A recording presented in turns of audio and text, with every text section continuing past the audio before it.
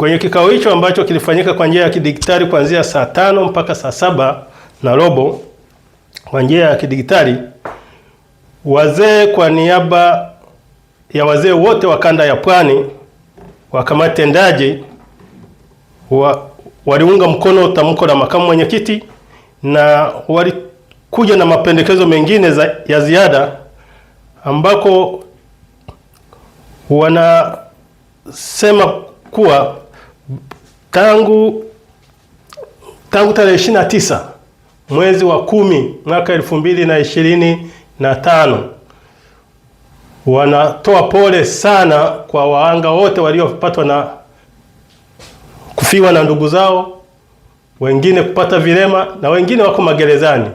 Kwa hiyo kama wazee tunasema poleni sana wahanga wote waliopatwa na matatizo hayo. Sisi kama baraza tunawapa faraja kwamba poleni sana na Mwenyezi Mungu hawaendelee kuwapa moyo wa subira. Lakini pia baraza lilijielekeza na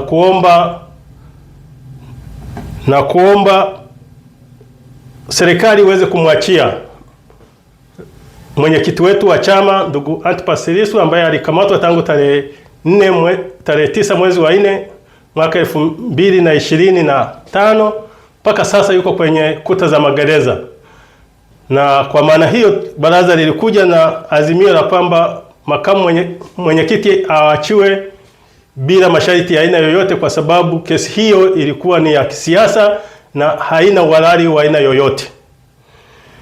Na pia inapenda watu wote walioko magereza waweze kuachiwa bila masharti yoyote kwa ajili ya maandamano ya tarehe 29, kwa sababu pia wanaamini kwamba hawakufanya makosa, walikuwa wanatetea haki yao ya kudai uhuru wao wa kufanya uchaguzi ambao naona walikuwa wakinyimwa.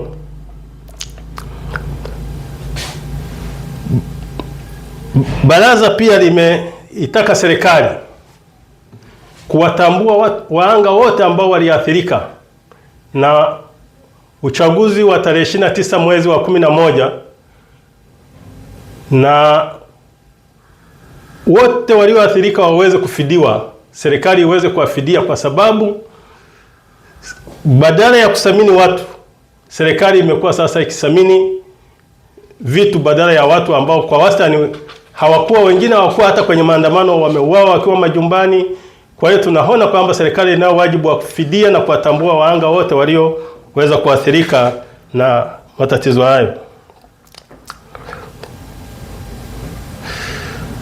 Baraza la wazee kanda ya Pwani pia lilijiuliza wakati rais aliposema au kiongozi wetu aliposema kwamba anakuja kuongea na wazee wa mkoa wa Dar es Salaam. Sisi wazee wa Dar es Salaam hatukupata taarifa, bali tuliona kama ni kiini macho ambacho walikusanywa tu baadhi ya wazee ambao walikuwa kwenye syndicate hiyo, wakajikusanya pale na tunahisi ni wana CCM, lakini wazee wa Dar es Salaam hatukupata taarifa, na hivyo hatukuweza kuleta maudhui yetu katika kikao hicho. Na badala ya kiongozi kuja kuwasikiliza wazee wa Dar es Salaam, halibaki kuwahutubia na kutoa vijembe ambavyo vilikuwa kwa wastani vinawaumiza sana watu wahanga wote ambao walipatwa na madhira kwa ajili ya uchaguzi wa tarehe 29 mwezi wa 10 mwaka 2025. Kiongozi bora ni yule anayependa kusikiliza zaidi badala ya kuwahutubia watu. Kwa hiyo tunaamini safari nyingine atakapohitaji kukutana na wazee wa Dar es Salaam, basi hawe ni mtu wa kuwasikiliza zaidi wazee, ili wamwambie changamoto zinazolikuta taifa, na hasa kwenye changamoto mbalimbali ambazo zinalikuta taifa letu kwa muda huu sasa hivi.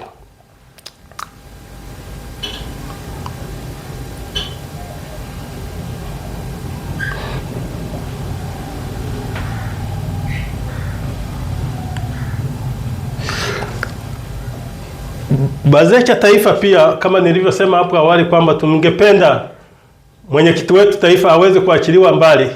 Hiyo itakuwa msingi wa kwanza kuonyesha kwamba sasa tunataka kwenda kuliponya taifa. Kuendelea kumshikilia na kutoa vijembe kwa watu mbalimbali ambao wameumizwa, ambao wamepata madhara mbalimbali, sio sehemu sahihi kwamba tunaenda kwenye maridhiano wakati watu bado wanaumia, wana msononeko. Hatua ya kwanza ni kuonyesha kwamba sasa serikali inajirudi, inakubali kukaa pamoja na kuachia watu wote ambao wako ndani kama taifa. Basi tunaweza tukaanzia pale kwa ajili ya kuona sasa tunaweza tukaendelea kuponya taifa letu.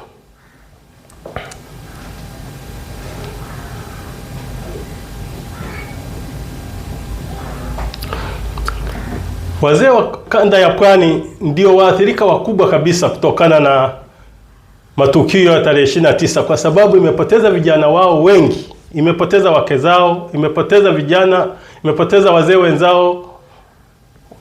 Kwa hiyo tunaamini kwamba hawa wote walioathirika kama taifa, serikali ikiwajali, ikawafuatilia, itakuwa ni sehemu mwafaka ya kuona sehemu gani ambayo wanaweza wakawa wanaleta mahusiano mazuri kwenye jamii.